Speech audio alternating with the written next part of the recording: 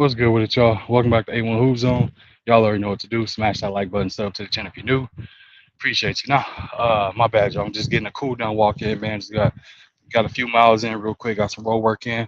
But I told y'all we was gonna cook on this, man. So we back. We talking about Dallas Mavericks, man. What went wrong and potential pickups this offseason that can help that team out.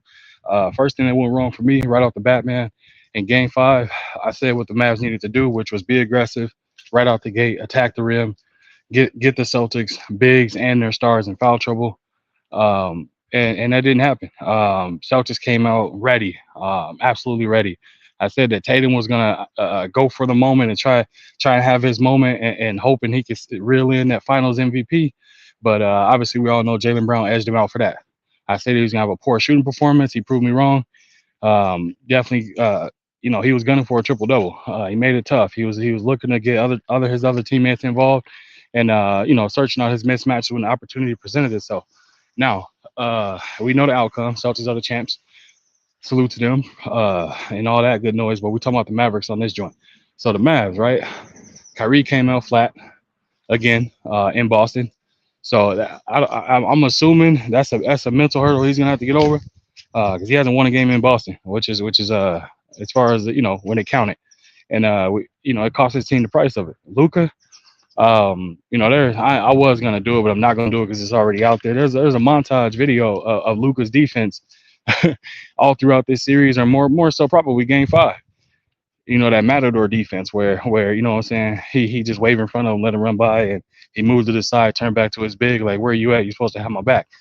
I told y'all, and I said it before, and I'll say it again. I said with Luca, they're gonna look to exploit him and take advantage of the mismatch, force him to play both sides of the ball. Understanding that if anybody know basketball, if you force somebody that's a great offensive player to play defense as well, it's gonna take a little bit out of his legs. And guess what we saw? We saw just that happen. We saw him out there looking tired. We saw him looking fatigued. He looked like he wanted to just scream out no mas. Luca was out there gassed, and it didn't help that, like I said, man, his teammates, the others, wasn't knocking down shots, wasn't being aggressive. Like I said, turnovers, and you can tell these are fatigue type turnovers, the type of things that was happening. So they need shooters. They need space shooters on the team. What's his name? Josh Green. He knocked down a couple of shots, but he's not a knockdown shooter. Derrick Jones Jr. not a knockdown shooter. Tim Hardaway Jr. was a knockdown shooter, and all of a sudden he a shell of himself. Not sure what exactly is going on with him, but he was a no show for this NBA Finals. Hell, damn near for the entirety of the playoffs, he was a no show. So what does that tell me right away? If I was the Mavericks, and you seeing that Klay Thompson deleted all his Warrior content off of his, I think it was his Instagram or Twitter page. I don't know which, off his social media. I'll just say that he removed some of the Warrior content off his social media. People are saying, oh, that means he's out the door, yada yada yada. It could be a negotiation tactic. It could be that what I'm saying, he's calling the Warriors bluffs on how important he is to that organization and to that team. That's one way to look at it. The other way to look at it is that he potentially could be like, all right, well, I think it's time for a change of scenery. Now, at one point in time, he said he did want to retire as a Warrior and things of that nature, right? If I was the Dallas Mavericks, I would throw a bag. I would throw a bag at Klay Thompson. And a lot of people are like, bro, Klay Thompson is over the hill. He's old, yada yada yada. All you need him to do is spot up and shoot, which is one thing he can do. Maybe a change of scenery will get him back into prime shooting mode, which I know he's going to be definitely in the lab this all season, getting his shots up, making sure that the shot is ready. And I think Dallas should shoot a bag at the Klay Thompson, because that's a great situation where you have a catch and shoot shooter who's going to help with spacing on the floor. They're absolutely going to respect Klay Thompson. They're not going to leave him open. They're not going to dare him to shoot and things like that. You've seen that man's track record. You see that man, what he can do, point blank and period. We've seen what he can do from a shooting perspective. So I think they should go out to Klay Thompson, because they need shooters. They need knockdown shooters. They need consistent shooters. They need people that's not afraid of the moment, that's been there, and definitely will get the shots up with no hesitation. Klay Thompson is at the very top of that list that I think is a great pickup for the Mavericks, to be honest with y'all.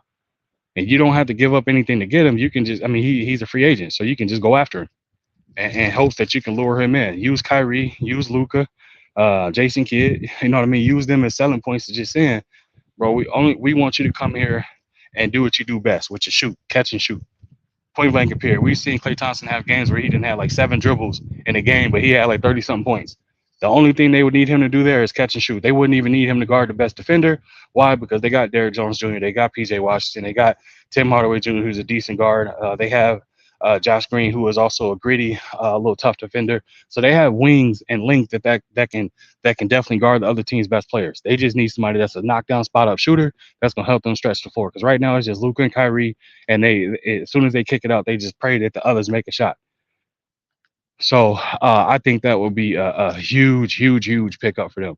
Outside of that, man, there's not too many of them that's doing it, man. My bad, y'all. My bad. My bad. My bad. We had to get back to it. But yeah, man, Klay Thompson will be a steal for that team.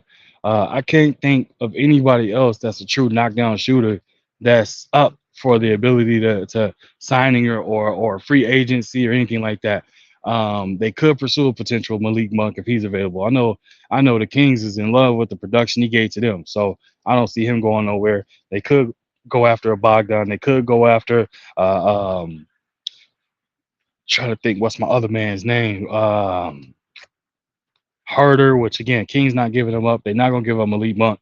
They couldn't. They probably won't be able to get Bogdan from Atlanta, who is another shooter. So it's like, you know what I mean? Dallas needs shooters. They need Kyrie and Luka to be surrounded by true shooters, knockdown shooters. They don't need people to play extreme great defense. They just need some people out there that's gonna knock down shots. Shit, they could pursue a Buddy Hield. He don't get the opportunity to really go out there and catch and shoot because Buddy Hield can shoot it at a high clip. So there's shooters that's available that I think Dallas should pursue.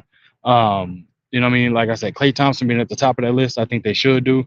Um, don't be like I said, don't be surprised. I don't think it'll happen, but I mean, I think I wouldn't be surprised if they at least made a run at LeBron either. I wouldn't be surprised by that. But like I said, man, we gotta wait and see how this turn out, how this play out. But for Dallas, the recipe of what went wrong for them, they had their own defensive scheme. Luca was tired and fatigued. Kyrie just, for what it's worth, didn't show up in Boston whatsoever. So a mental block on him. He let Luca down. But Luca got to get in the gym, and Luca in the offseason, he got to get his conditioning. He got to get his conditioning right, bro. He got exposed from that point of being out of shape, conditioning not right. That slow mo on the offensive end, brilliant, but on the defensive end, you got to be able to shuffle your feet. You got to move your feet.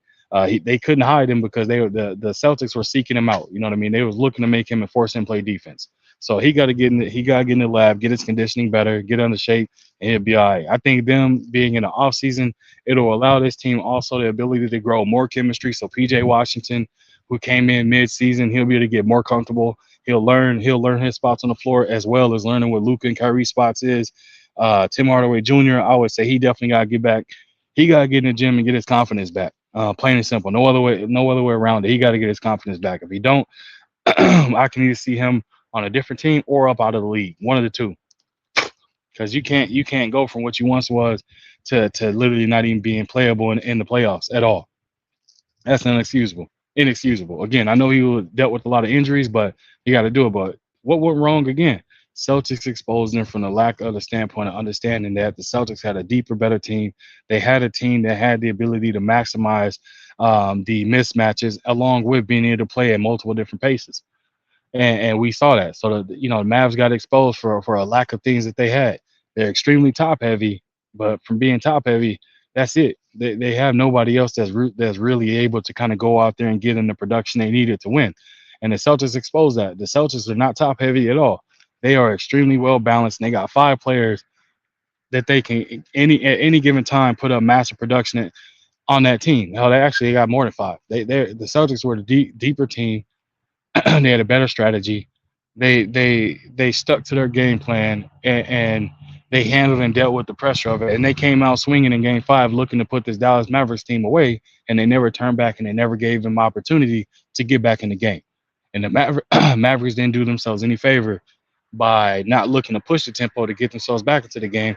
They were completely out of it, man. It was as if it was a boxing match and the Celtics were throwing straight body blows, and then they just start, saying that they got them to drop the hands, and it was just tee off time from that point. They just started throwing all head shots, and we saw the results of it, man. But y'all, let me know what y'all think in the comments. How do y'all feel about a potential, Mavs going out to Klay Thompson? Would he be a good fit? How would that work? Is that something they should do, or is there somebody else in mind do y'all think they should pursue? But that's all I got for y'all, man. I appreciate y'all coming through. Smash that like button. Sub to the channel if you're new. Leave a comment in the comment section. I'll be sure to respond to each and every one of y'all. And as always, man, I appreciate y'all coming through. And I'll be back at y'all with another one. Y'all know what it is. We out of here.